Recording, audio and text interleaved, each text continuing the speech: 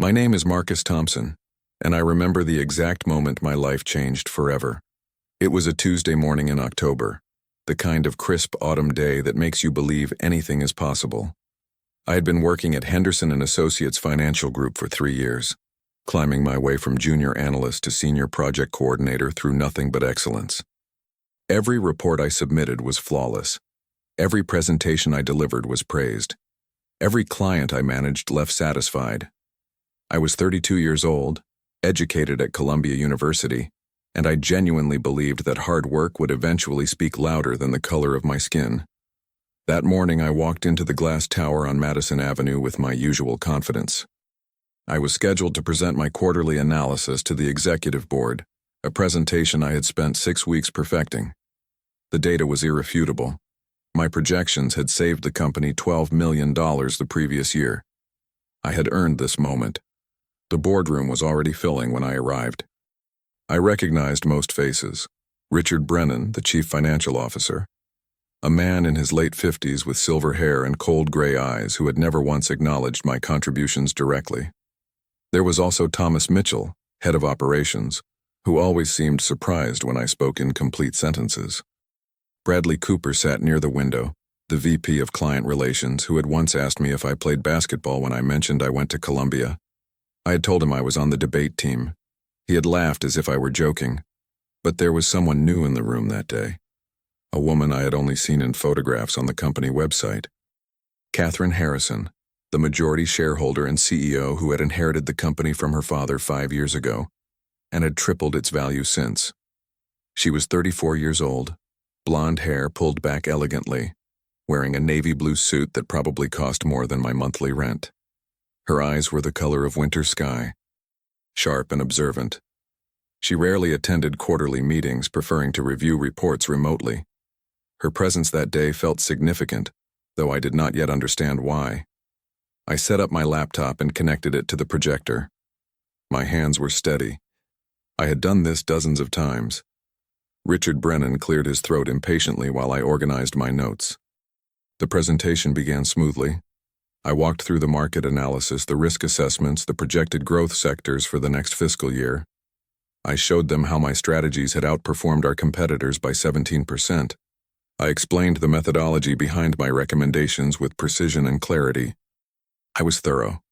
I was professional. I was excellent. And then Bradley Cooper interrupted me for the third time. "Marcus," he said, leaning back in his leather chair with that patronizing smile I had grown to despise. "This is all very impressive, but I think we need someone with more experience to interpret these numbers. James, what do you think about his analysis?"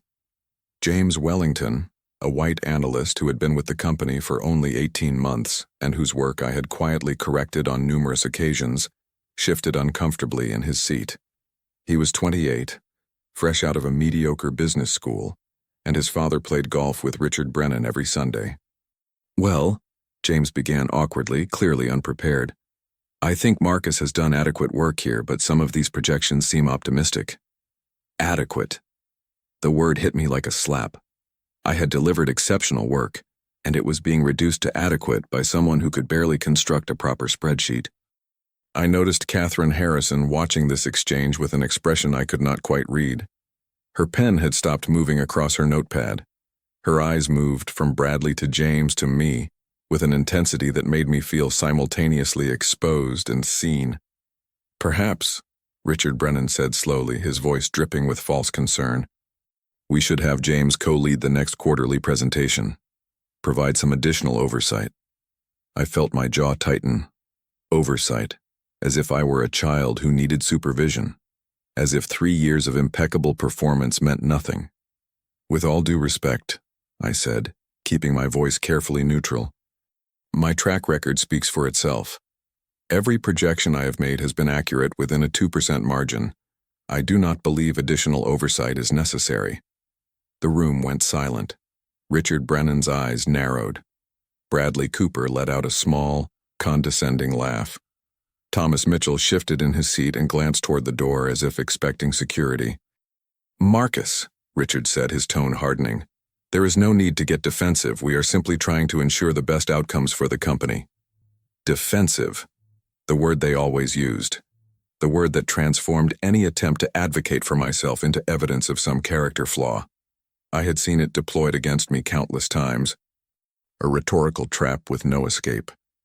I opened my mouth to respond, but Catherine Harrison spoke first. "I would like to see the raw data behind these projections," she said calmly, her voice cutting through the tension like a blade. "Mr. Thompson, can you send me your complete analysis by end of day?" All of it. Unfiltered. The request startled everyone, including me. Richard Brennan frowned. Bradley Cooper's smile faltered. "Of course, Ms. Harrison," I replied, meeting her gaze directly for the first time. There was something in her expression that I could not identify. Something that looked almost like recognition. The meeting concluded shortly after. As everyone filed out, I noticed Catherine lingering near the window, her back to the room. Richard Brennan approached her, speaking in low tones I could not hear.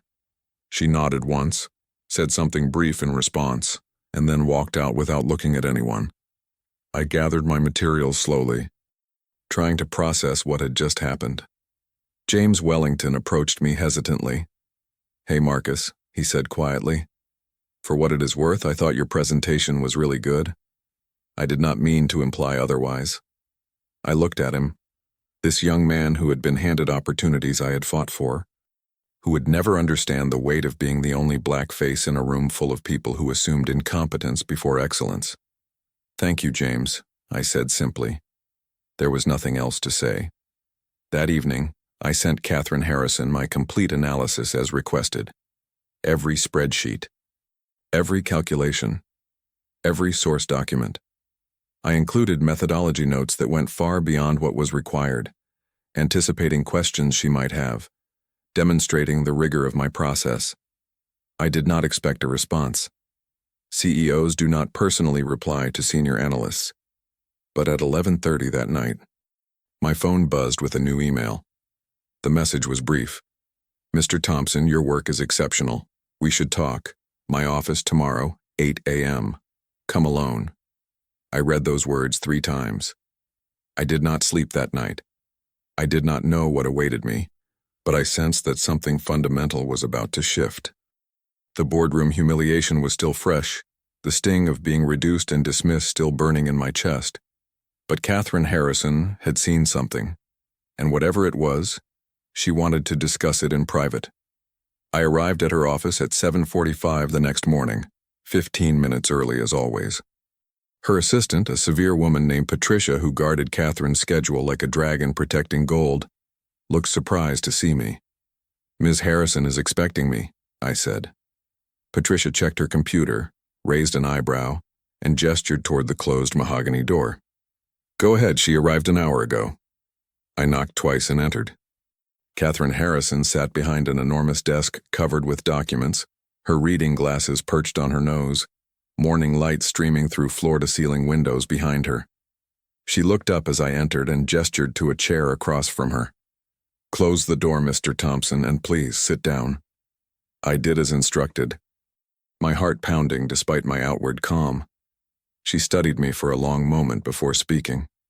"I reviewed everything you sent," she said finally. "All of it. And I want you to know that I understand exactly what happened in that boardroom yesterday."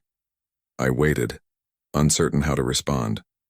"I also want you to know," she continued, her voice dropping slightly, "that what I witnessed disgusted me. Completely and thoroughly. The weeks following my private meeting with Catherine Harrison became the most complicated of my professional life. She had not made promises. She had not offered easy solutions. What she had done was far more valuable. She had listened. For 2 hours that morning I had told her everything.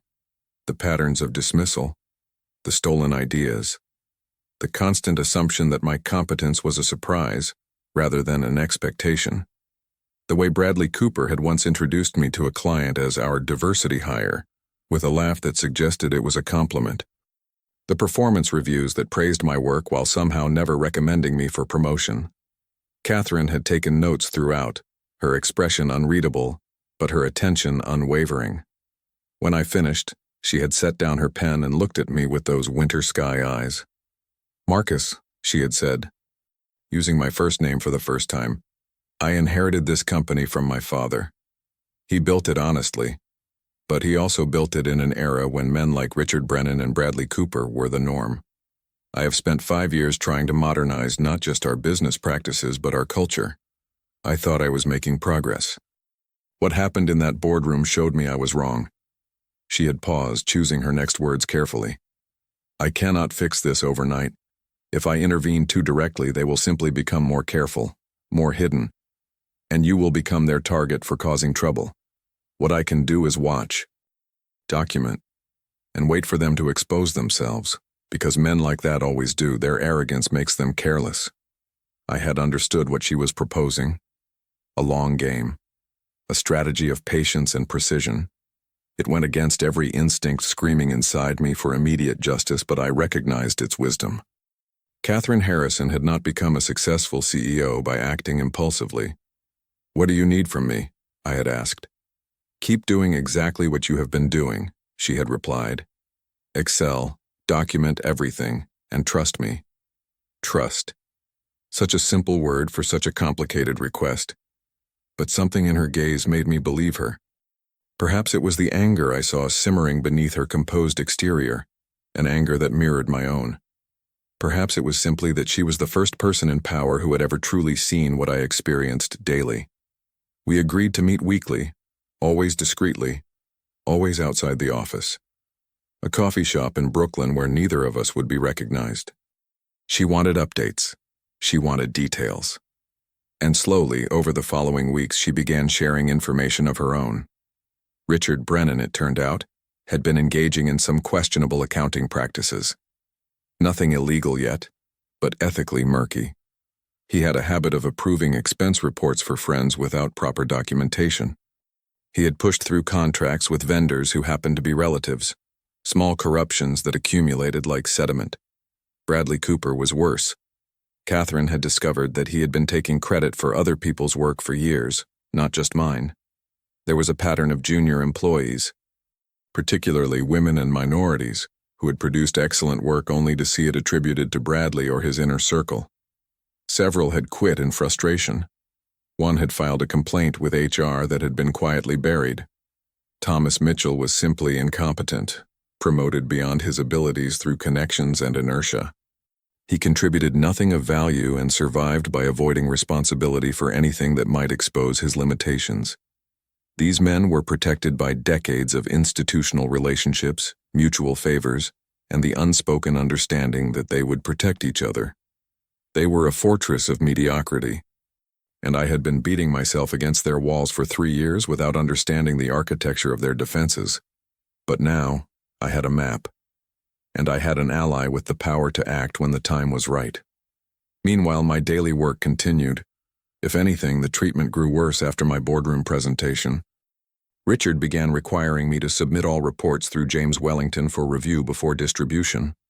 Bradley started excluding me from client meetings I had previously attended. Thomas would walk past my desk without acknowledgement, as if I had become invisible. The microaggressions intensified. Oliver Patterson, a colleague I had considered neutral if not friendly, stopped me one morning in the elevator. "Hey Marcus, quick question," he said casually. "A bunch of us are going to happy hour tonight.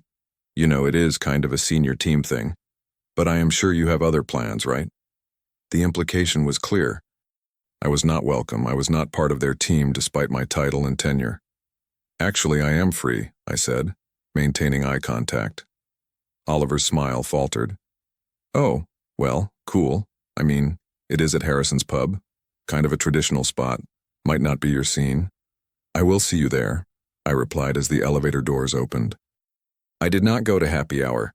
I had no interest in forcing my presence where I was unwelcome.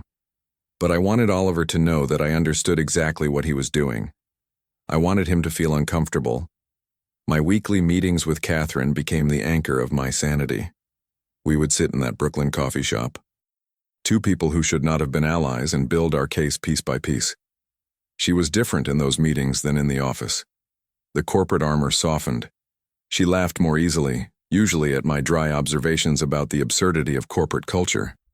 She asked about my life outside work, my family, my interests. I learned that she had studied art history before business school, that she escaped to museums when the pressure became unbearable, that she had never intended to run her father's company, but had accepted the responsibility when he died suddenly 5 years ago. "Some days I feel like an imposter," she admitted during one of our meetings. "Like everyone is waiting for me to fail so they can say they knew a woman could not handle it." "At least they expected you to try," I replied without bitterness. "They look at me and assume failure is the default." She had reached across the table then, her hand briefly touching mine. "Not everyone. Marcus, not me." I felt something shift between us in that moment, something I was not prepared to name. We both pulled back, returned to business, but the awareness remained. The documentary evidence grew. I kept meticulous records of every slight, every stolen idea, every inequitable decision. Catherine fed me information from her own investigations. We were building something together, though neither of us spoke about what would come after. One evening, approximately 2 months into our collaboration, Catherine called me unexpectedly. "Richard is planning something," she said without preamble. "There is a major account review next week. Wellington Industries. Their contract is worth $40 million annually. Richard wants to present a restructured proposal that he is claiming as his own work." I felt my stomach drop. "That is my restructuring plan. I developed it 6 months ago. He rejected it at the time." "I know," Catherine said. "I found your original proposal in the archives. Dated and signed. He is planning to present a nearly identical version with his name on it." This was it, the opportunity we had been waiting for. Richard was about to commit documented intellectual theft on a scale that could not be ignored. "What do you want me to do?" I asked. "Nothing yet. Let him present, let him take credit. And then at the right moment we show everyone the truth." I understood. The trap was set. Richard Brennan was about to destroy himself with his own arrogance.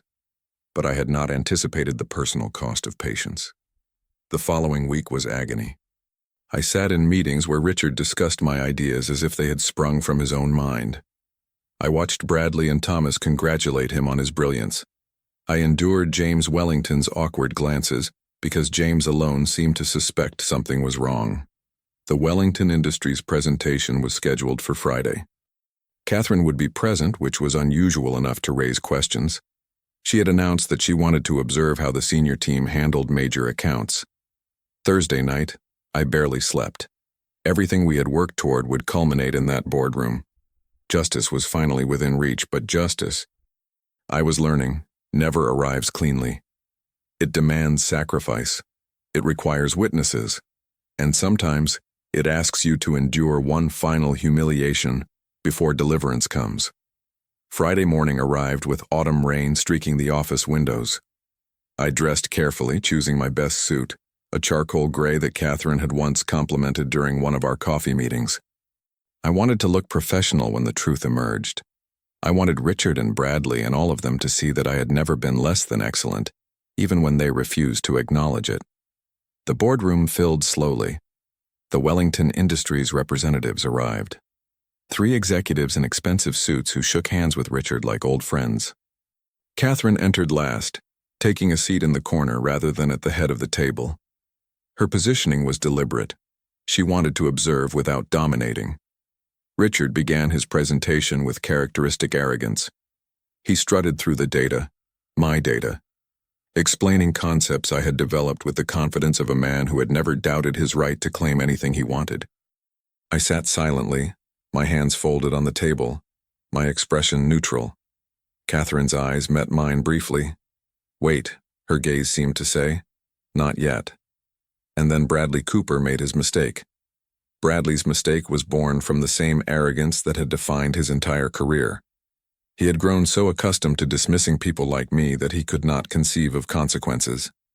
When one of the Wellington executives asked a technical question about the restructuring methodology, Bradley interrupted Richard's fumbling response with a casual wave of his hand. "That's really more of an implementation detail," Bradley said smoothly.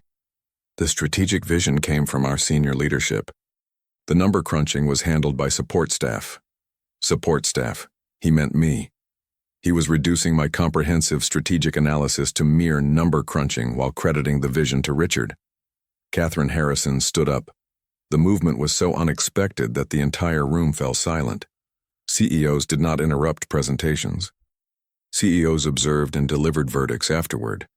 But Catherine walked to the head of the table with deliberate calm and addressed the Wellington executives directly. "Gentlemen, I apologize for the interruption, but I believe there has been a significant misrepresentation that requires immediate clarification." Richard's face went pale. Bradley's confident smile frozen in place. "The restructuring proposal you are seeing today was not developed by Mr. Brennan or anyone on his immediate team," Catherine continued. "It was created 6 months ago by Marcus Thompson, our senior project coordinator, who developed this strategy independently and submitted it for review. I have the original documentation here." She placed a folder on the table. Inside were copies of my original proposal, dated and signed, with timestamps from the company's internal system proving authorship. The Wellington executives began examining the documents with growing confusion. "Mr. Brennan," Catherine said, turning to face Richard with an expression of cold fury I had never seen before. "Would you like to explain how a proposal you rejected 6 months ago came to be presented today as your own work?" The silence that followed was excruciating. Richard's mouth opened and closed several times without producing sound. Bradley started to speak, but Catherine cut him off. "I am not finished." Her voice carried the authority of absolute ownership. "Over the past 3 months, I have conducted a comprehensive review of this department's practices. What I have found is deeply disturbing." She produced another folder, thicker than the first. "Systematic misattribution of work product. Exclusion of qualified employees from advancement opportunities. A pattern of discrimination that violates not only our company values, but federal employment law." The Wellington executives shifted uncomfortably. This was not the meeting they had expected. One of them, a silver-haired man named William Crawford, who I recognized from previous negotiations, raised his hand. "Ms. Harrison, perhaps we should continue this conversation privately." "No," Catherine said firmly. "Wellington Industries has been our partner for 15 years. You deserve to know exactly who you have been working with and what kind of organization we are building. If this transparency costs us your business, so be it. I will not protect corruption to preserve a contract." I watched Richard Brennan's world collapse in real time. His face had gone from pale to ashen. Sweat beaded on his forehead. Beside him, Bradley Cooper was attempting to compose a response, his silver tongue finally failing him. "This is absurd," Bradley finally managed. "Marcus is a capable analyst, certainly, but to suggest that Richard would steal his work? This is clearly some kind of misunderstanding." Catherine smiled then, and there was nothing warm in it. "Mr. Cooper, the documentation speaks for itself. But since you mentioned Mr. Thompson's capabilities, perhaps we should discuss the 5 other instances I have identified where his work was attributed to others, including 2 reports that bore your name at presentation, despite being entirely his creation." She opened the 3rd folder. More documents. More timestamps. More proof of systematic theft. "And while we are discussing patterns," Catherine continued, "I have also discovered that the harassment complaint filed by Elijah Roberts 2 years ago against this department was never properly investigated before Mr. Roberts resigned. I have copies of his original complaint, the dismissive response he received, and his resignation letter, which explicitly cited a hostile work environment." Richard finally found his voice. "Catherine, this is highly inappropriate. These are internal personnel matters. You are embarrassing the company in front of our partners." "No." "Richard." Catherine's voice dropped to a dangerous quiet. "You embarrassed this company. Every day for years. Every time you took credit for someone else's excellence. Every time you allowed discrimination to flourish under your leadership. Every time you chose your comfort over someone else's dignity." She turned to face me directly, and her expression softened almost imperceptibly. "Mr. Thompson, I owe you an apology on behalf of this organization. What you have experienced here represents a fundamental failure of leadership. Your work has been exceptional. Your professionalism in the face of mistreatment has been extraordinary. and I intend to ensure that you receive not only proper recognition, but appropriate compensation for the value you have created while others took credit. I stood slowly, aware that every eye in the room was on me. The Wellington executives, Richard, Bradley, Thomas, James, even the administrative staff who had gathered near the door, drawn by the unusual commotion. "Ms. Harrison," I said, my voice steady, "I appreciate your words. But more than recognition, I want assurance that what happened to me will not happen to others. That this company will become a place where excellence is rewarded regardless of who demonstrates it." Catherine nodded. "You have my word, and my actions will prove it." William Crawford, the Wellington executive, stood and extended his hand toward me. "Mr. Thompson, I would like to schedule a meeting with you directly. If your analysis is as impressive as Ms. Harrison suggests, I believe we should discuss expanding our partnership. With you as our primary contact." The handshake felt like vindication made flesh. 3 years of doubt and dismissal dissolving in a single gesture of professional respect. Richard Brennan resigned that afternoon, effective immediately. The official statement cited personal reasons, but everyone knew the truth. Bradley Cooper was placed on administrative leave pending a full investigation. Thomas Mitchell requested a transfer to a regional office, which Catherine granted with the understanding that his new position came with significant reduction in responsibility and compensation. The following weeks brought changes I had only dreamed of. I was promoted to Director of Strategic Analysis, a position created specifically to recognize my contributions. My salary nearly doubled. More importantly, Catherine implemented new policies requiring attribution documentation for all project work, anonymous reporting channels for discrimination complaints, and mandatory bias training for all leadership positions.